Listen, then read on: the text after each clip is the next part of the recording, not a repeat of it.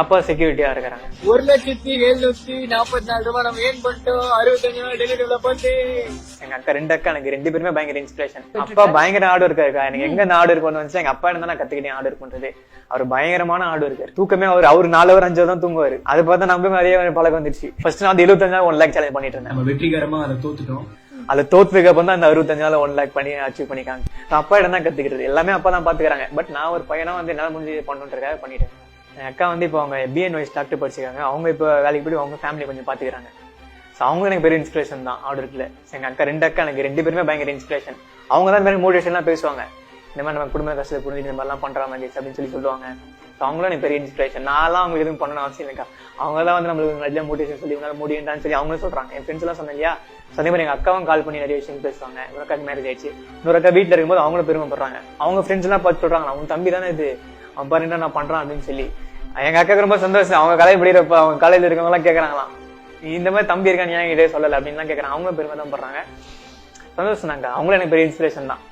அம்மாக்கு இந்த மாதிரி சம்பாதிக்கும் போது வாங்கி கொடுத்துருக்கீங்களா? என்ன வாங்கி கொடுத்தீங்க? ஸ்டார்டிங்லேயே புடவை வாங்கி கொடுத்தேன். புடவை வாங்கி கொடுத்தேன். பயங்கர சந்தோஷப்பட்டாங்க. அந்த புடவை தான் கட்டிட்டு இருக்காங்க. அதுக்கப்புறம் கோயிலுக்கு போகும்போது அந்த புடவை கட்டிக்கிறது. அந்த கட்டிக்கிடுவாங்க அவங்க. அந்த புடவை வாங்கி கொடுத்தேன். அப்பாவுக்கு வந்து வேஷ்டி சட்டை வாங்கி கொடுத்தேன். ஸோ அதுதான் பண்ண மிச்ச காசு தான்.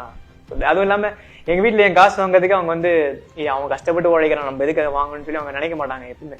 பட் நானா தான் இல்ல பரவாயில்ல நீங்க எடுத்துக்கோங்கம்மா, பரவாயில்ல ஒன்றும் ப்ராப்ளம் நீங்க வேணும் எடுத்துக்கோங்க அப்படின்னு சொல்லுவேன்.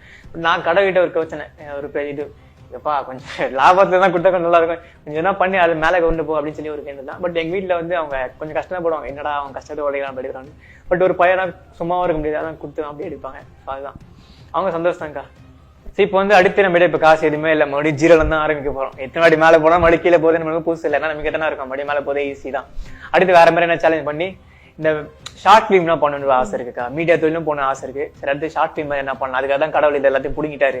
இல்லைன்னா இந்த வேற மாதிரியான ரூட்டு போயிருப்போம். நம்ம இந்த மீடியாவே வேணாம்னு முடிவு பண்ண கொஞ்ச நாள் இல்லடா வயசு நம்ம செட் ஆகுது போல நம்ம பிசினஸ் பண்ணிட்டு அப்படியே பண்ணி அப்படியே நிம்மதியாக இருந்தலாம் அப்படின்னு யோசிச்சுட்டு இருந்தேன். அப்போ இந்த மீடியா இல்லடா அம்மா சொன்னது நம்ம சூப்பர் சன் ஆகணும், நம்ம வீடியோஸ் பார்த்து இன்னும் நிறைய பேர் ஹெல்ப் பண்ண வைக்கணும், நம்ம பண்ணலாம் இதே பண்ணலாம் அப்படின்னு சொல்லி அடுத்து ஷார்ட் ஃபிலிம் மாதிரி போடலான்னு இருக்காங்க. அந்த மாதிரி சேலஞ்ச் பண்ணி எல்லாம் பண்ணி அதில் வர காசு வச்சு ஷார்ட் ஃபிலிம் பண்ணிட்டு ஜனவரி மாசம் வந்து வேற ஒன்று பண்ணணும். ஸோ ஏன் உங்களுக்கு வந்து ஒரு இடத்துல போய் ஒரு நீங்க படிச்சிருக்கீங்க வேற, ஸோ ஒரு கம்பெனில போய் நம்ம வந்து ஒர்க் பண்ணி கொஞ்சம் கொஞ்சமா நம்ம ஏர்ன் பண்ணி அதை ஆப்வியஸ்லி வந்து அப்படியே செட்டில் பண்ணிடலாம்ல, அந்த மாதிரி இல்லாம இல்ல எனக்கு உடனே டார்கெட் இது டக்கு டக்குன்னு பண்ணணும்ன்ற அந்த டிசிஷன் இல்லக்கா. என் கூட பச்சை அவங்க வேலைக்கு போறாங்க, 8,000 10,000 தான் தராங்க.